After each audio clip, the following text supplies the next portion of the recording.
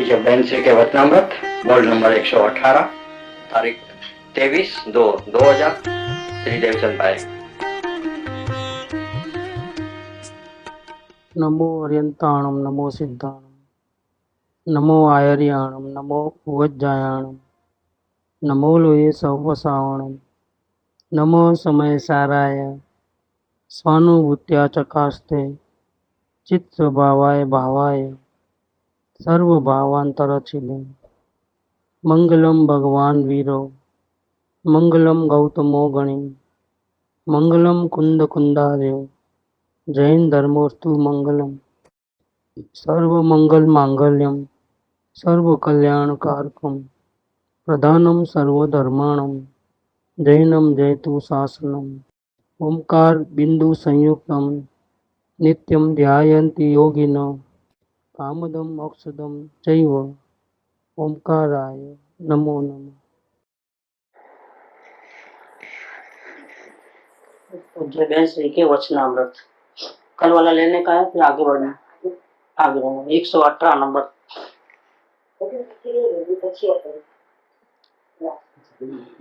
जैसा कारण दे वैसा कार्य होता है।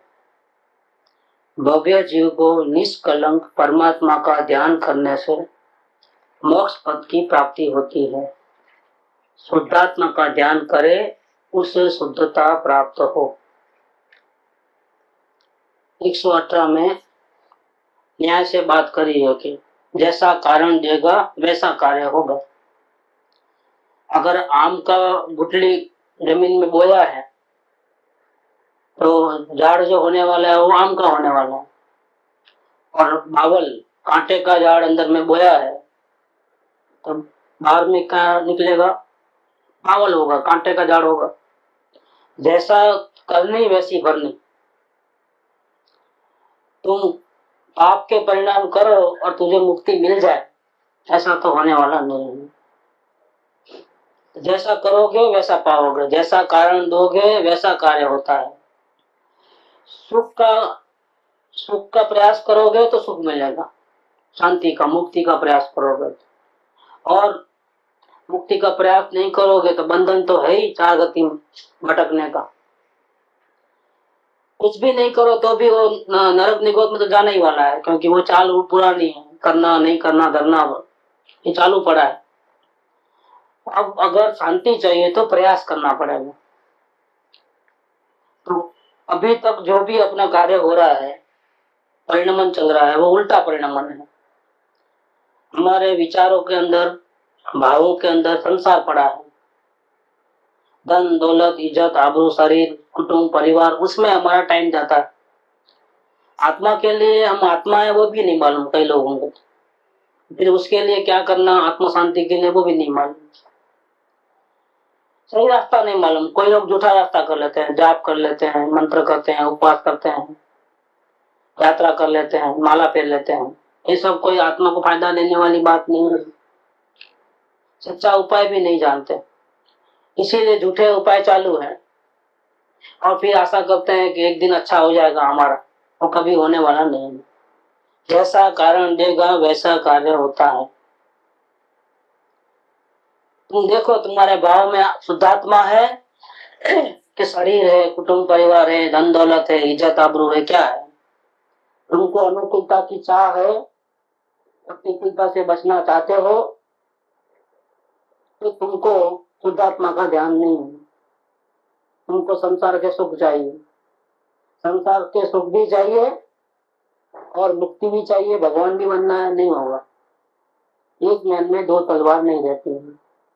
कोसोगानी जी को पूछा था, हमको गुरुदेव का प्रवचन बहुत अच्छा लगता है, और गुरुदेव तो ऐसा कहते हैं कि जब तक संसार में थोड़ी भी रुचि है तब तक कार्य होने वाला नहीं। तो हमको तो दोनों है, गुरुदेव का प्रवचन भी अच्छा लगता है और संसार की रुचि भी है। देखो हम एक है, लेकिन दोनों भाव हमारे साथ में है कि नहीं है? वो ऐसा क्यों कहते हैं कि दोनों में से एक चुनो? हम तो दोनों साथ में चल रहे हैं। गुरुदेव कहते हैं हो ही नहीं सकता है। जिसको संसार की रुचि होती है इसको गुरुदेव की बात जो अच्छी लगती है वो धोखा है, अच्छी नहीं लगती है, क्योंकि रुचि संसार की पड़ी। सुनते वक्त ही अच्छा लगेगा, बाहर निकलेगा चप्पल पहनेगा तो सब भूल जाएगा। ऐसे तो बहुत सत्संग किया, बहुत व्रत उपवास किए, इससे कोई आत्मा का कल्याण होने वाला नहीं। लेकिन सोगानी जी ने अच्छी बात कही है। उन्होंने क्या कहा कि गुरुदेव की बात अच्छी लगना और संसार की रुचि होना सब एक ही तलवार है। फर्क इतना है कि वो संसार में रुचि हो वो पाप के परिणाम है। कमाना दमाना, खाना पीना, घूमना फिरना, व्यापार करना, घर के काम करना, ये सब की काय के परिणाम है? आपके दुखी होता है जीव, कसाय बढ़ जाती है, क्रोध मान माया लोग मरते रहते हैं। ऐसे संग में रहते हो तो ऐसा ही होने वाला है, जैसे संग में रहोगे वैसा होगा। कसाय के निमित्तों के बीच में रहते हो और खुद को संभालते नहीं हो तो क्या हो? क्रोधादि भाव ही होने वाले हैं। हमको गुस्सा नहीं आना है तो जंगल में थोड़ा चले जाओगे, रहना तो इधर है। परिवार के बीच रहना है और गुस्सा भी नहीं करना है, क्रोध मान माया लोग नहीं करना है। कोई नहीं बुलाए प्यार से तो भी बुरा लग जाता है, कोई सम्मान नहीं देवे तो बुरा लग जाता है, यहाँ तो अपनी पूछ नहीं है, ऐसा हो जाता है। और रहना भी उसी जगह पे है, कसायों के निमित्त में रहना है, निमित्त के बीचों में रहना है और कसाय नहीं करना है, ऐसा तो हो नहीं सकता है। संसार में रहना लेकिन संसार का भाव नहीं होना, तो वो क्या कहे कि दोनों एक ही तलवार है। अब गुरुदेव की वाणी भी मत सुनो, संसार की रुचि भी छोड़ दो और आत्मा में लगा दो ध्यान। दूसरी तलवार कौन सी है? आत्मा में ध्यान लगाना। आत्मा में ध्यान नहीं लगाना है, बाहर आना, कि चाहे पाप करो चाहे पुण्य करो सब बराबर है, मुक्ति मिलने वाली नहीं। लोगों को भ्रम होगा कि पाप करते हैं तो नरक निकल जाएंगे और पुण्य करेंगे तो मोक्ष जाएंगे, लेकिन वो गलती है। मोक्ष नहीं जाएंगे, स्वर्ग जाएंगे। स्वर्ग में बहुत पैसा रुपया मतलब बहुत सुविधा मिलेगी तो क्या करेगा कि ध्यान बनेगा आत्मा का, चलो अब कमाने की चिंता नहीं है, शरीर में रोग नहीं है तो चलो अभी आत्मा का ध्यान कर ले, मौका अच्छा है। ऐसा करेगा कि भोगेगा, सुख को भोगेगा संसार के, और फिर क्या होगा? भोगना क्या चीज है? पुण्य है कि पाप है? स्वर्ग के सुखों को भोगेगा तो पाप होगा कि पुण्य होगा? तो वापिस कहाँ आएगा? स्वर्ग में से वापिस मुक्ति नहीं मिलती है। जो ये धोखा है निकाल देना माइंड में।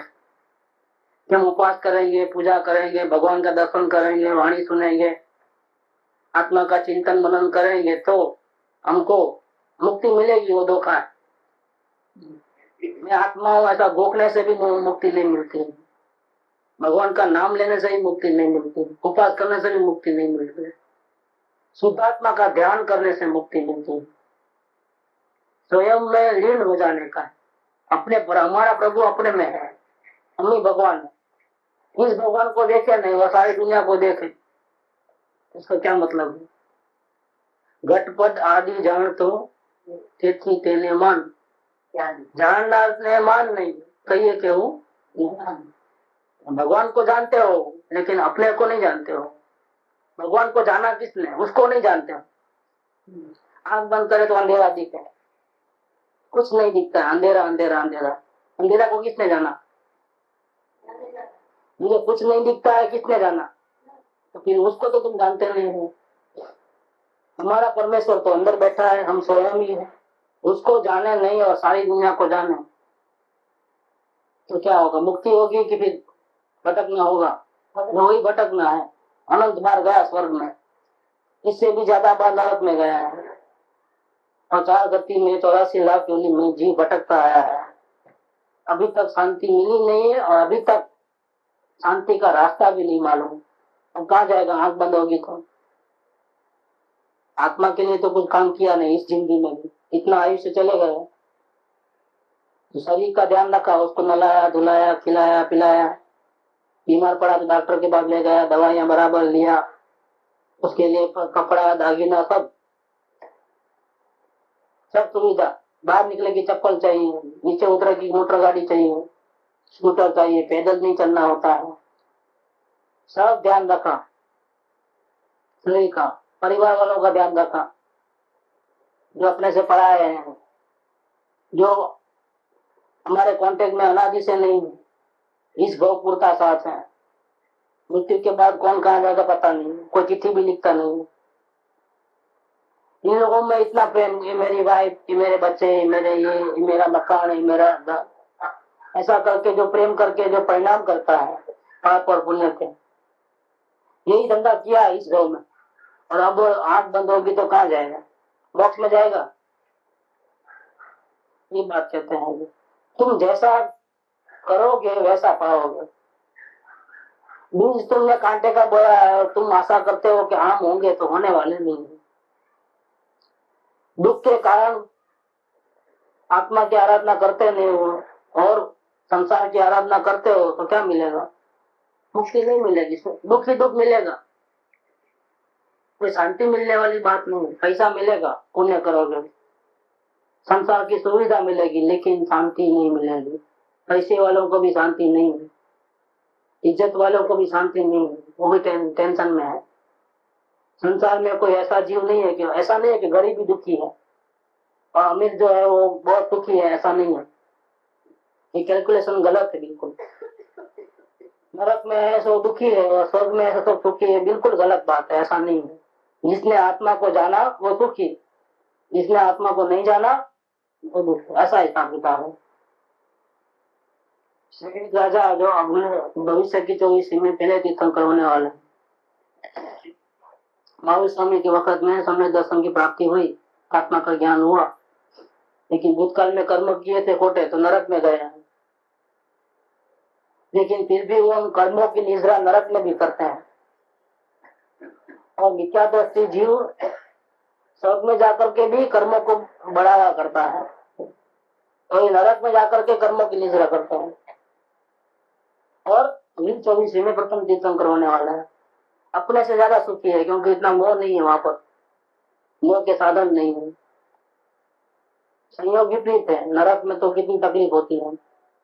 एक तो अंधेरा ही अंधेरा, न और प्रकाश नहीं है, गर्मी जबरदस्त है, खाने को मिले नहीं, भूख बहुत हो लेकिन खाने को नहीं मिले।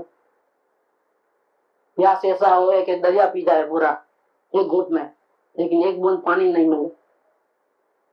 जमीन पे चले तो पूरे हजारों विछिल काटे, इतना दर्द हो गए, और ऊपर से परमाधर्मी मारने को दौड़े, उसको काट डाले, खरवट से काटे, कुआरी से मारे, जैसे झाड़ को काटते हैं ऐसा।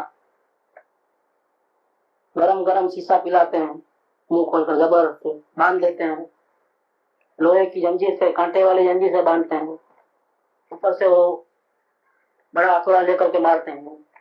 चूर चूरा हो जाता है शरीर का, लेकिन मरता नहीं है,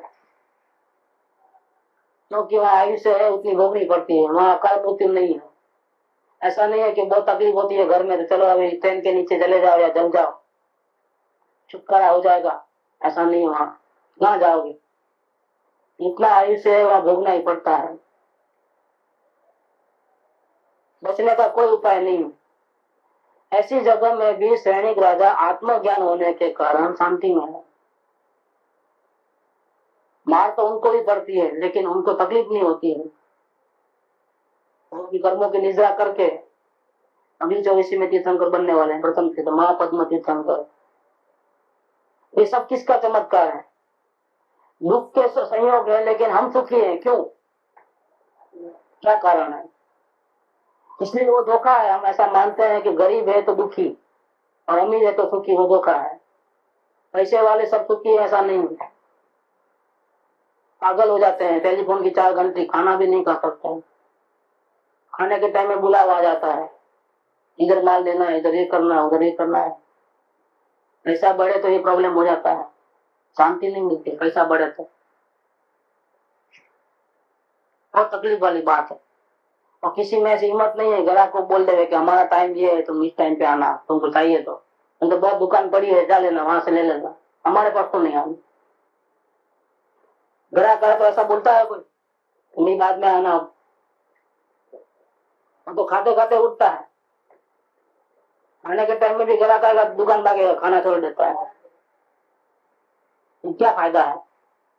ठीक से जिसके लिए कमाता है, पेट के लिए, रोटी भी बराबर पेट में पहुंचती नहीं है। दौड़ धाम, और बम्बई में तो बहुत परेशानी है। सुबह जो आदमी निकला 7 बजे उठ करके, तो 6 बजे उठ करके लटकते जाए ट्रेन में, धक्का मारते,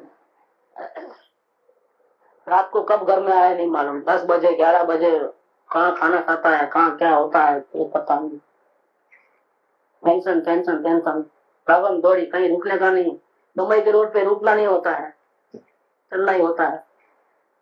नहीं चला तो पीछे धक्का आ जाता है। ट्रेन में भी आपको उतरना नहीं, आपको खुद ही उतार देते हैं। आपको उतरना नहीं, आप खड़े रह जाओ बीच में, देखो धक्के मार के पूरा उतार देते हैं अपने आप। ऐसा है हालत। जीव दुखी है बहुत, सुखी नहीं है। जिसको अज्ञानता के कारण मालूम नहीं पड़ता है कि मैं कितना दुखी हूँ। अंदर में तो इच्छाएं इतनी बड़ी है, शांति नहीं है। ये करूं वो करूं, इधर जाऊं उधर जाऊं, ये ऐसा वैसा चल रहा है पूरा। इतनी धमाल में पड़ा है कि आत्मा के बारे में सोचना है या सुनना है दो शब्द, हमारे पास समय नहीं है। उधर जाना है, इधर जाना है, ये है वो है, इधर घूमना है उधर घूमना है, बस यही चल जाता है। तो जैसा कारण देगा वैसा कार्य होगा। तुम नरक निगोद में जाते हो तो तुम भी काम भी ऐसे करते हो। तुम उल्टा काम करते हो, आत्मा का ध्यान करते नहीं हो, तो वहीं जाओगे ना। तुमको काम उल्टे करना है और नरक निगम में नहीं जाना है, ऐसा तो नहीं बनेगा। जिसको नरक निगम में जाना है वो उंगली ऊंचा करो, किसको जाना है? किसको? कोई उठाने वाला क्या? किसी को नहीं जाना है। और काम कैसे करना है? सारा दिन आत्मा का ध्यान करते हो, क्या करते हो? 24 घंटे में आत्मा कितनी बार याद आता है? मुझे आत्मा शांति चाहिए, ऐसा भाव, पैसा चाहिए, शरीर बीमार ना हो जाए, ऐसा ध्यान रखना है, जरा भी तकलीफ न पड़े, सब लोग इज्जत से बुलावे, मान अपमान का ध्यान देता है। आत्मा का ध्यान कितना रहता है? आत्मा शांति चाहिए, ऐसा कहाँ रहता है? ऐसा करते करते 1 दिन 2 दिन नहीं, कितना दिन बीते, पूरी जिंदगी। और पूरी जिंदगी नहीं, इसलिए अनंत जिंदगी ऐसे ही गई है। जैसी वर्तमान जिंदगी गई है वैसी अनंत जिंदगी गई है।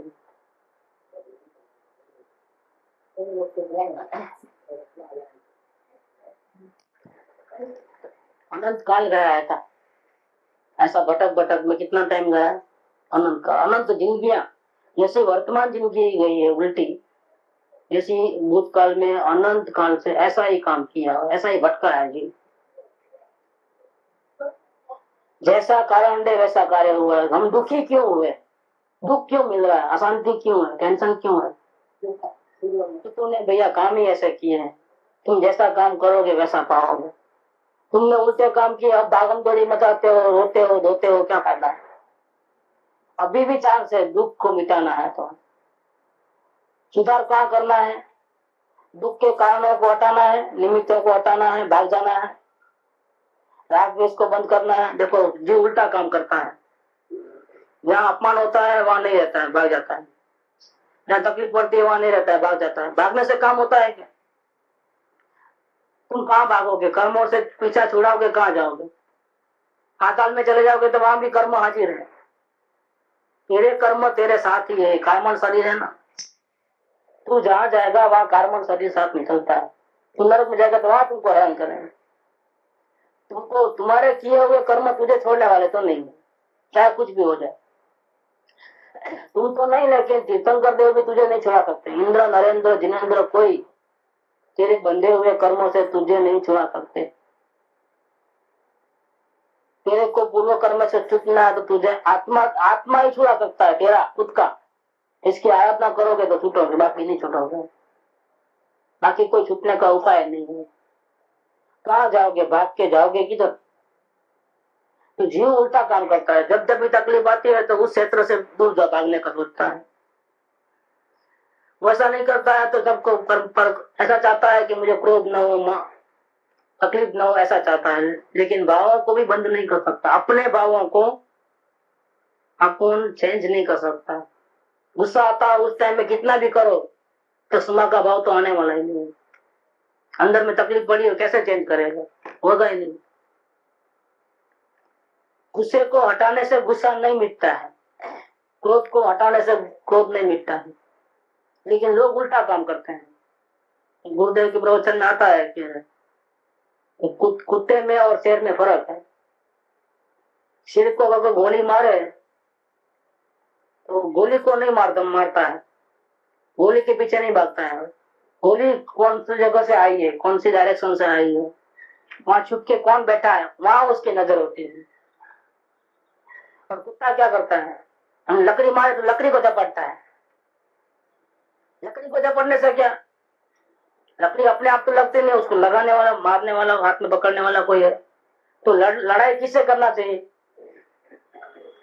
लकड़ी मारने वाला कौन है उसको पकड़ना चाहिए। इसके बदले वो लकड़ी से मारम चोरी कर लेता है, क्या फायदा है। गलत उपाय करने से शांति नहीं मिलती है, भले ही शांति चाहिए लेकिन उपाय सही होना चाहिए। तो यहाँ कहते हैं कि दुखी क्यों हो रहे हैं, क्योंकि सही उपाय नहीं कर रहे हैं। सही उपाय क्या है, संयोग से भागना नहीं है, क्रोधादि भाव को खत्म नहीं करना है, हटाना नहीं है, बंद नहीं करना है।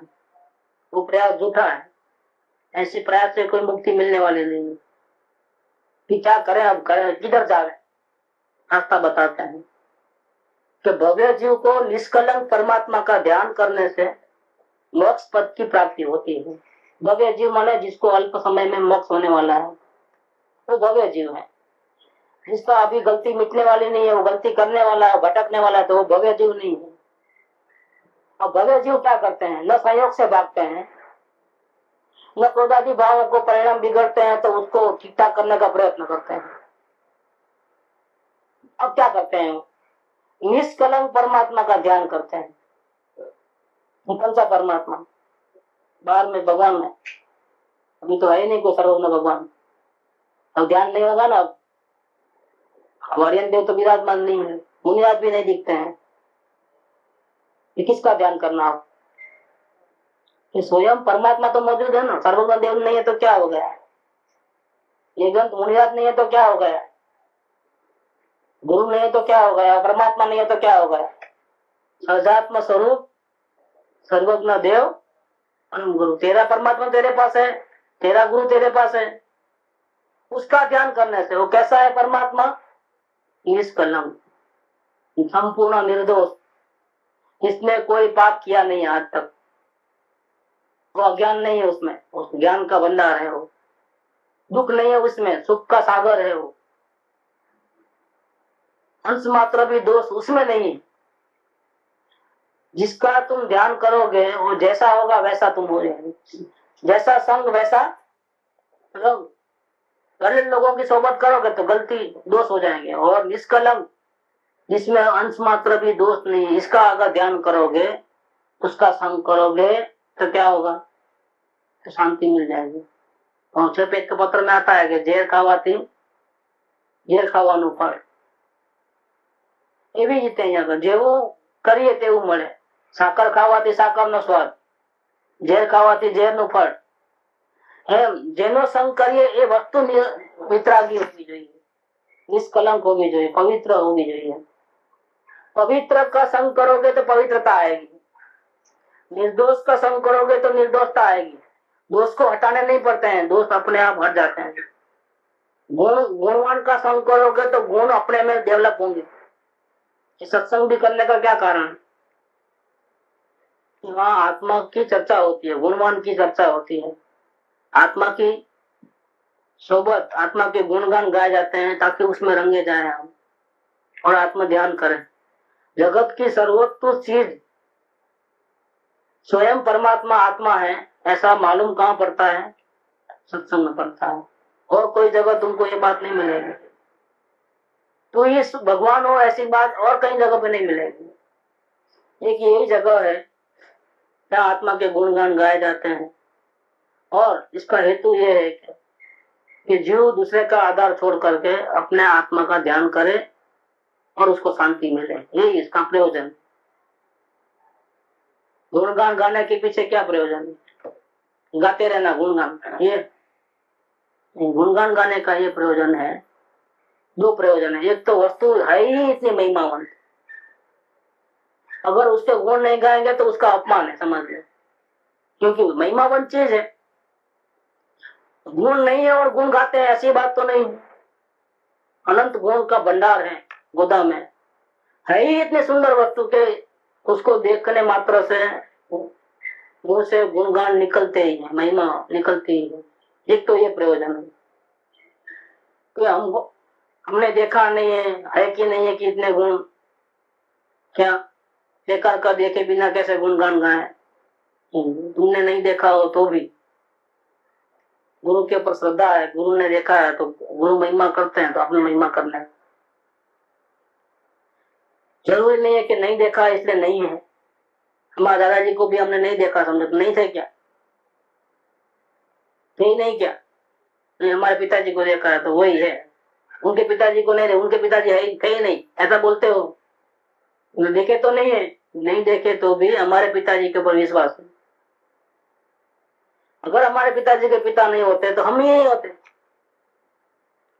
तो नहीं देखे फिर भी महिमावन पदार्थ है, उसकी महिमा करना। दूसरा, महिमा करने का क्या कारण है? तो आत्मा का महिमा करने से संसार की महिमा कम होती है, क्योंकि एक साथ में दो काम तो नहीं कर पाता है। जिसको संसार की महिमा है, रुचि है, उसको आत्मा की रुचि महिमा नहीं।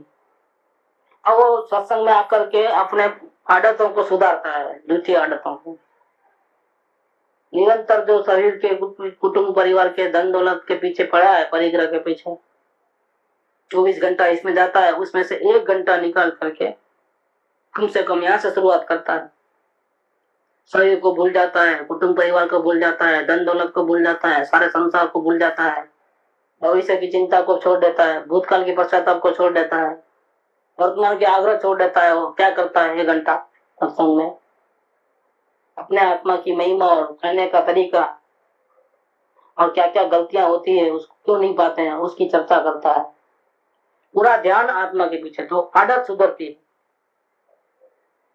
गुणवान ऐसा जो आत्मा है उसकी महिमा में अपना टाइम पसार करता है।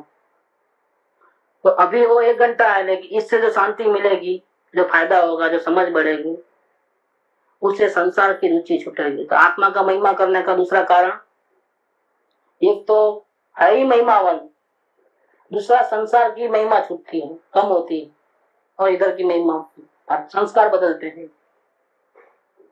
और तीसरा यही एकमात्र कारण है, जब तक महिमा नहीं करोगे तब तक उसके दर्शन होने वाले नहीं है, संसार समुद्र से छूटने वाला नहीं है, दुख से बचने वाला नहीं है, भगवान बनने का दूसरा कोई उपाय नहीं है। और पर्याय में जो अशांति है उसको शुद्ध करने का, उसको पवित्र करने का, उसको सुखी करने का दूसरा कोई उपाय नहीं है। निष्कलंक, पूर्ण पवित्र, पूर्ण निर्दोष, पूर्ण वितराग, अनंत गुणों का भंडार स्वयं, उसका ध्यान करने से, परमात्मा का ध्यान करने से मोक्ष पद की प्राप्ति होती है।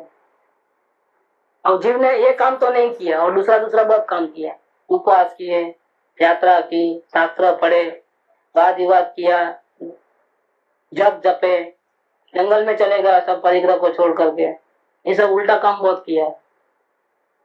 उस आशा में कि जैसे मुक्ति मिल जाएगी, लेकिन मुक्ति नहीं मिलती है। मुक्ति मिलने के लिए ये काम करना होता है, निष्कलंक परमात्मा का ध्यान करना होता है। निष्कलंक परमात्मा का ध्यान करना है तो सारे संसार को भूलना पड़ता है, तो ही होता है। एक साथ में दो काम नहीं होता है। देखना चालू हो, सुनना चालू हो, बोलना चखना चालू हो, पांचों इंद्रियों का और मन का व्यापार चालू हो और शुद्धात्मा का ध्यान हो जाए, ऐसा होने वाला नहीं है। पांचों इंद्रियों का व्यापार बंद करके, मन में भी कोई भी चिंतन करना नहीं करना सब छोड़ करके, मन का आधार छोड़ करके, ज्ञान के द्वारा जहां से ज्ञान निकला है उस ज्ञायक मूर्ति को देखने से, जानने से, अनुभव स्व संवेदन से करने से आत्म ध्यान होता है। ये आत्म ध्यान की कला है। इसमें 5 इंद्रियों की और मन की कोई जरूरत नहीं है, शरीर की श्वासोश्वास की कोई जरूरत नहीं है। आग्रह छोड़ देना कि हम ऐसे बैठे तो ही ध्यान, लेटे नहीं कर सकते हैं, नहीं, कोई ध्यान, कोई आग्रह नहीं, किसी की अपेक्षा नहीं है। आत्म ध्यान में किसी की अपेक्षा नहीं है। आत्म ध्यान में मुझे आत्म ध्यान हो जाए ऐसा भाव भी नहीं चाहिए। ऐसी भी तैयारी करके नहीं बैठना है कि अभी बैठता हूँ, हो जाना चाहिए। होवे तो हो, नहीं हो तो हो। मैं पूर्ण निर्दोष हूँ, मेरे में कोई कमी नहीं है। ये पर्याय प्रकट हो जाए तो अच्छा, तो ध्यान तो पर्याय के ऊपर चले जाए। राग शांति के लिए झूठे उपाय करने से तो काम होने वाला नहीं, सच्चा उपाय चाहिए। मेरा उपयोग बाहर नहीं रहे तो अच्छा, ये भी गड़बड़ है, ऐसा नहीं चलेगा, ध्यान नहीं होगा। क्योंकि तेरा ध्यान उपयोग के ऊपर है, उपयोग क्षणभंगुर है, उसकी ताकत नहीं है। उपयोगवान कौन है? उपयोग कहाँ से निकला कि नहीं बाहर नहीं रहना चाहिए, बाहर नहीं रहने से आत्मा का ध्यान नहीं होता है, ऐसी बात नहीं है। ज्ञानियों का ध्यान बाहर हो चाहे अंदर हो, निरंतर आत्मा का ध्यान करते हैं, निरंतर आत्मा की महिमा होती है, निरंतर वेद ज्ञान चलता है। वेद ज्ञान नहीं पाया तब तक प्रॉब्लम है, वेद ज्ञान होने के बाद तो उपयोग बाहर हो चाहे अंदर हो, चालू है परिणति बिल्कुल। आत्मा की महिमा एक सेकंड मात्र भी छूटती नहीं। कैसे पता चलेगा कि जब भी तकलीफ आएगी तो वो क्या करेगा?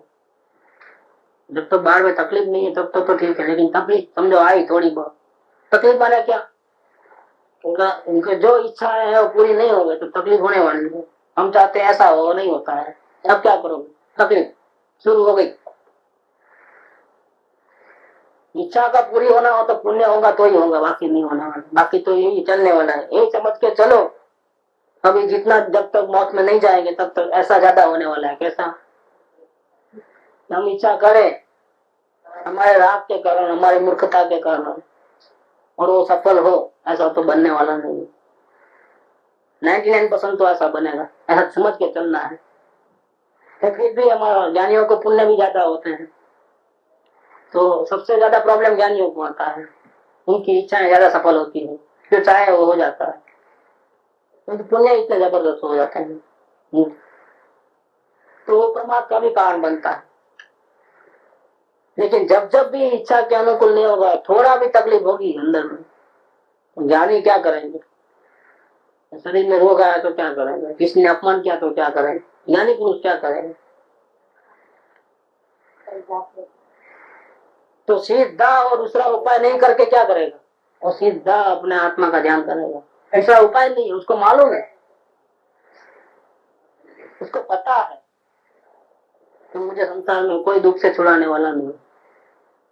तो मालूम पड़ता है अंदर में उपयोग बाहर हो चाहे अंदर हो, अंदर में आत्मा ही छुड़ाने वाला है, आत्मा ही शरण है। जगत में कोई शरण नहीं है, उसका पूरा पूरा भान और महिमा उनको है। नहीं उपयोग बाहर है इसलिए महिमा चले गए, उपयोग अंदर है तो महिमा है, ऐसा नियम नहीं। उपयोग के साथ लेना देना नहीं है। उपयोग बाहर हो तो भी आत्मा की महिमा हो सकती है। कैसे? कि भले उपयोग बाहर है लेकिन जिसको पदार्थ को देखते हैं उसमें अच्छा बुरा कुछ भी नहीं होता है, सिर्फ देखना जानना मात्र रहता है। तो गायक की परिणति है। दूसरों को जानने से अगर राग द्वेष हो रहे तो गड़बड़ है, जानो लेकिन रिएक्शन नहीं है तो वो आत्मा की परिणति है। जानना जान परमात्मा सारी दुनिया को जानते हैं, दुनिया को जानने से राग द्वेष थोड़े होते हैं। इसलिए उपयोग किधर है वो नहीं है, उपयोगवान कैसा है, इसकी महिमा, उसकी गरिमा, और इसकी महिमा को छोड़ोगे तो राग द्वेष होंगे, इसकी महिमा रहेगी तो राग द्वेष नहीं होंगे। भले उपयोग बाहर होगा लेकिन जानने देखने वाले ही बनोगे, किधर इंटरेस्ट नहीं है, ऐसा करो वैसा करो, कुछ नहीं है, न्यूट्रल भाव, वितराग भाव। तो उपयोग बाहर है लेकिन आराधना किसकी कर रहा है? भागवलोकी के अंदर वितराग की, वितराग स्वरूप की आराधना हो रही है। इसलिए जानने में आया लेकिन राग द्वेष नहीं हो रहा है, शांति बनी रहती है, अच्छा बुरा नहीं हो रहा है, रिएक्शन नहीं है, उदासीन जाता है। तो ये अंदर का काम चालू है। दुख के समय में ये अंदर का जोर और बढ़ जाता है। इसलिए ज्ञानी पुण्य को नहीं जाते हैं, ज्ञानी किसको जाते हैं? सब तकलीफ आ जाओ, तो घर में तकलीफ नहीं है तो जंगल में चले आते हैं, तो हाँ जानवर तो भी हैरान करेंगे अपने को, गर्मी प्यास ठंडी हैरान करेंगे, आओ अब मेरे को कर्जा चुकाए बिना तो मुक्ति नहीं है, कर्जा जल्दी चुकाने के लिए क्या करना? तो अपने को जाना। कोई हम आए, आपको कुछ लेना देना है तो ले, पता लो हिसाब किताब। हमको जल्दी मोक्ष में जाना है तो क्या करना, दुकान बंद करनी है तो क्या करना है। तो जिसको देना है उसको तो पहले लेना है तो मत लेना, लेकिन लेना है तो पहले दे दो, पहले अपना दुकान बंद हो रहा है क्या। कर्जा चुकाना है तो जल्दी से खत्म करना है तो क्या करना, मोक्ष में जल्दी से जाना है तो क्या करना। तो कोई लेने नहीं आया तो अपन जाके देखे आना, भैया तुम्हारा हमारा हिसाब किताब। और ज्ञानियों को इतना फायदा रहता है, पुण्य भाव बैलेंस रह गया ज्यादा तो क्या करते हैं, तो ऐसा पद दे देते हैं कि एक रानी नहीं 96,000 रानी हो जाती है, एक गांव में छुटकारा सबका, क्या सब साथ में आ जाते हैं। पुण्य तो सब साथ में आ जाते हैं तो जल्दी छुटकारा होता है। और एक एक को अलग अलग हुआ तो कितने भाव लेने पड़े, 96,000 भाव लेने पड़े, वैसा नहीं होता है। पुण्य सब साथ में आ जाता है तो उसकी तो कोई फिक्र नहीं है। फिक्र किसकी है, जिसको चुकाना है उसको फिक्र है। तो कोई दुख देवे तो वहां से भागना नहीं, जो तुमको चाहिए वो ले लो मेरे से। मेरे को एक ही भाव में कर्जा चुका देना है, दूसरा आगे आगे बढ़ना नहीं। ये वेर जेर की जो गांठ है वो आगे नहीं बढ़ना। तुमको जो लेना है अभी ले लो, क्या है अपना, क्या है जो ले लेगा वो। रुपया अपन कमा के लाए, ये बॉडी अपनी है, क्या ले लेगा वो अपने से, क्या लेगा, अपने आत्मा ले लेगा। अपने आत्मा में से ज्ञान को काट करके लेके जाएगा थोड़ा बहुत, अपनी शांति को कोई लेके जाएगा काट करके, कोई छू सकता है अपने आत्मा को। तो अपनी संपत्ति तो अपने पास ही रहने वाली है, वो कोई तो मार के भी नहीं ले सकता है। कि डरने की क्या बात है, अपनी चीज अपने पास है, इसलिए हमको डरना नहीं है। और पाप के प्रसंग में उदय में शुद्धात्मा का ध्यान ज्यादा होता है, सूचित करता है। तो उपयोग बार है तो भी ज्ञानी को निरंतर अपने परमात्मा का ध्यान देता है। ऐसे टाइम में कसौटी भी हो जाती है। वास्तव में हमने आत्मज्ञान किया है तो ऐसे टाइम में आत्मा याद आएगा। आपके उदय में कौन याद आएगा, भगवान याद आएंगे। कोई आएगा छुड़ाने के लिए कर्मों से, कोई छुड़ा सकता है, कोई नहीं छुड़ा। आपका उदय है इसलिए मुक्ति नहीं, ऐसा नहीं, मुक्ति नहीं होगी ऐसा नहीं है। अनुकूलता स्वर्ग जैसी है तो वही मुक्ति होगी ऐसा भी नहीं है।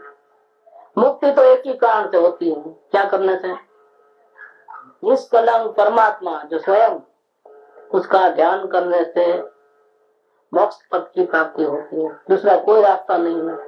समय साल की तो 294 का था इसके ऊपर पूरी।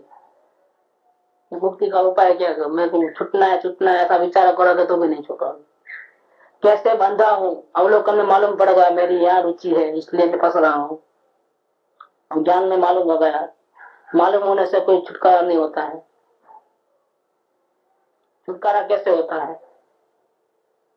राग और ज्ञान दोनों को अलग करना है प्रज्ञा श्रेणी के द्वारा। मतलब एक ही बात है, लैंग्वेज बदल गई, लेकिन बात यह है कि शुद्धात्मा का ध्यान करना है, राग का ध्यान नहीं करना है। मतलब राग को हटाना ऐसा भी नहीं, तो भी राग का ध्यान हो गया। क्रोधादि भाव को हटाना ऐसा भी नहीं, अशांति हट जाए तो अच्छा ऐसा भी नहीं, शांति मिल जाए ऐसा भी नहीं।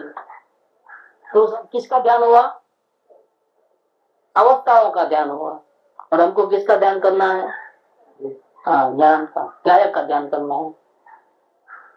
तो बिल्कुल कोई भी चाह नहीं, कोई भी कंडीशन नहीं, किसी का आधार नहीं। क्योंकि आधार लेता है तो अपना आधार खो बैठता है। स्वयं रक्षित है आत्मा जो है, अब ऊपर का बोला है ना, निरालंबन है, वस्तु का स्वभाव निरालंबन है। अगर यहाँ से गिर जाएगा तो क्या हो, क्या जाएगा, कुछ जगह ऊपर जाएगा। 11वीं हमारे बिल्डिंग से गिरा नीचे तो कहाँ जाएगा, नीचे जाएगा तो ऊपर जाएगा। आत्मा का कुछ होने वाला है, आत्मा का खून निकलने वाला है, आत्मा का सर फटने वाला है, आत्मा का सर नहीं है, हाथ नहीं है, पैर नहीं है, कुछ नहीं है, कहाँ जाएगा वो। वस्तु स्वयं आधारित है, निरालंब है, उसको किसी के आधार की जरूरत नहीं। लेकिन ये जीव क्या करता है, ऐसा हो जाएगा तो वैसा हो जाएगा, तो ऐसी कल्पना में डर के मारे वो खाना टाइम से खाता है, क्योंकि नहीं खाऊंगा तो फिर दुबला हो जाऊंगा। आत्मा दुबला होता है, नहीं खाएंगे तो जिंदा कैसे रहूंगा? आत्मा खाने पीने से जिंदा रहता है क्या? लेकिन कल्पना का भूत और ऐसा दर दर के उसने उल्टा उपाय किया, दूसरों का आधार लिया, रोटी कपड़ा मकान का आधार लिया, सांस का आधार लिया। नहीं लोगे तो भी तुम जिंदा रहोगे। कैसे रहोगे जिंदा सांस के बिना?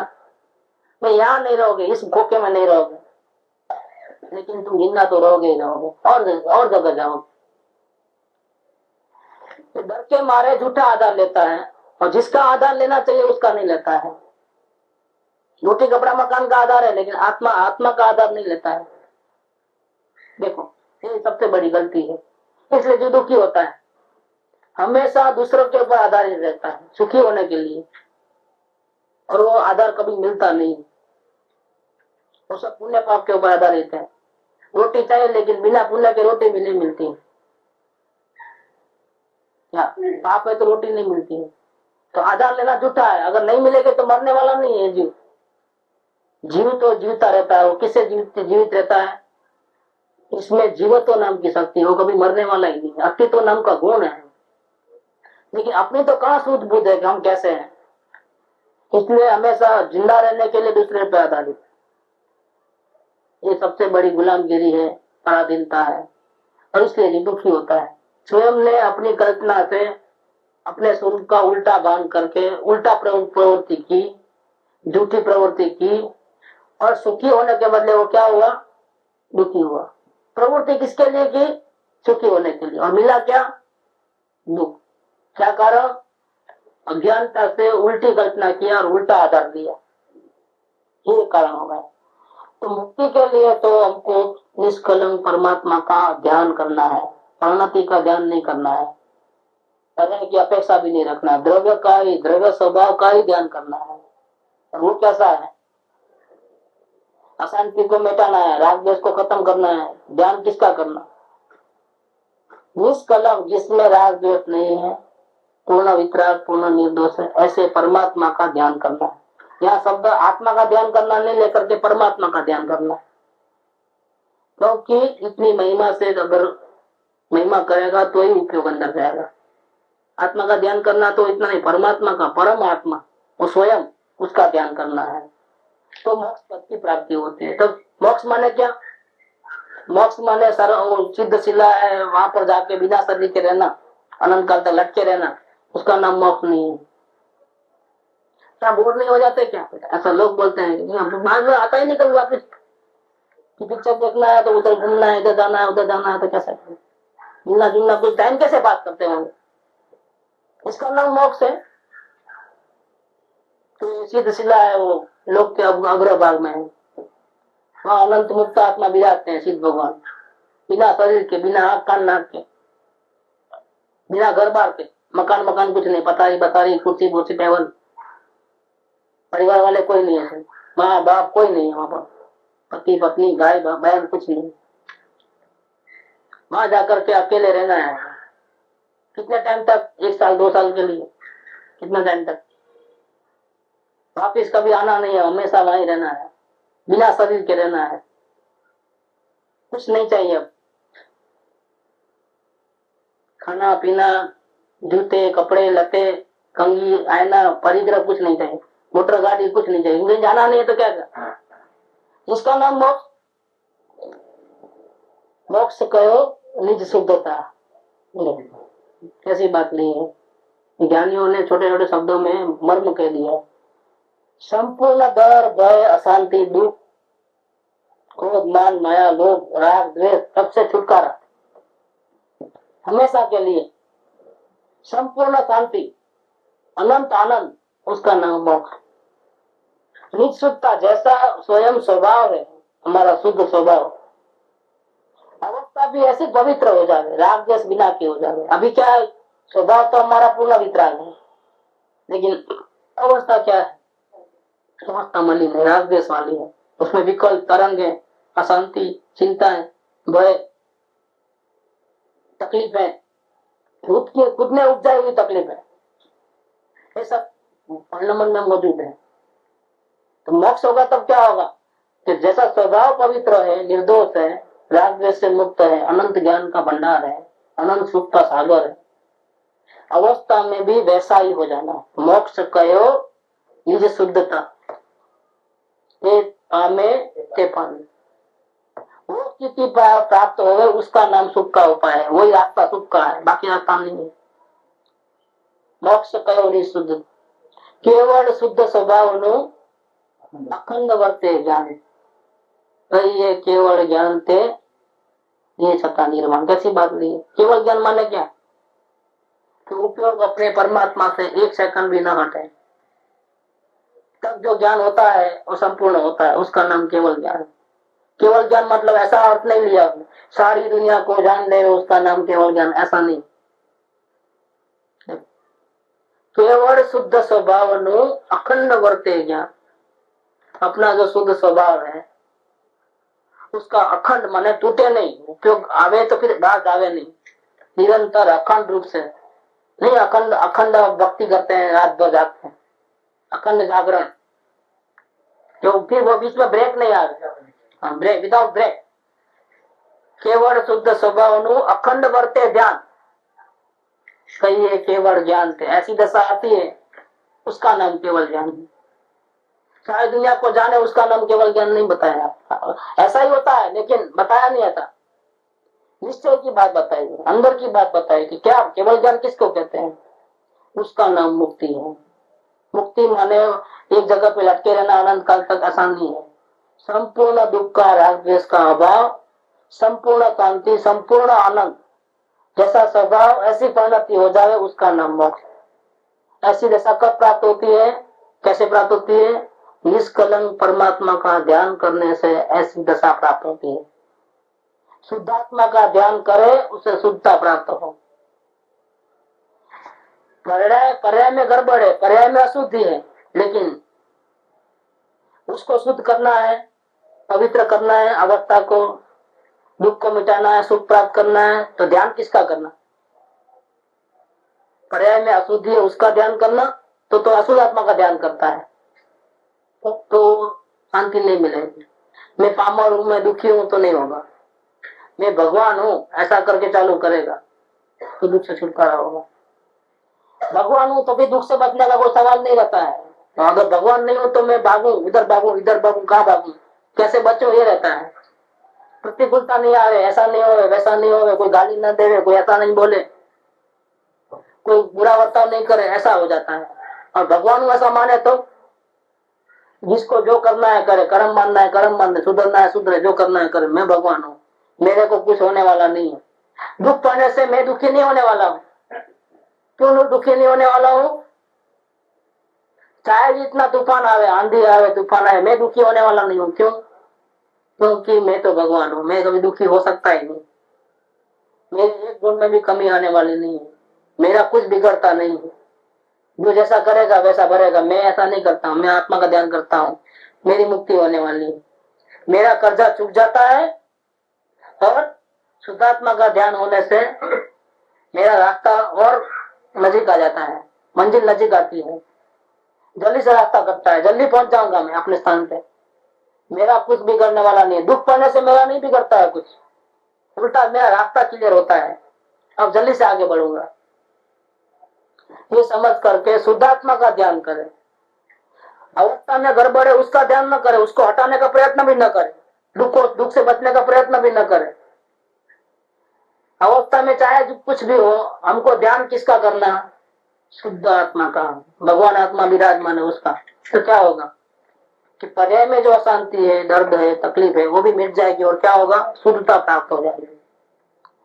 तो शांति प्राप्त करने का, मुक्ति पाने का एकमात्र उपाय है।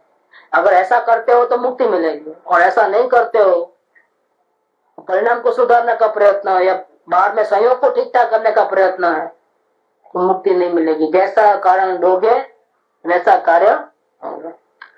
सुख धाम अनंत सुसंत चही, दिन रात रहे तद ध्यान मही।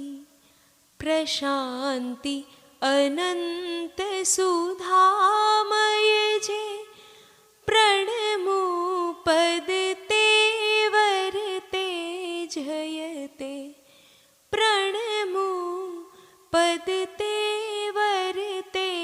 जय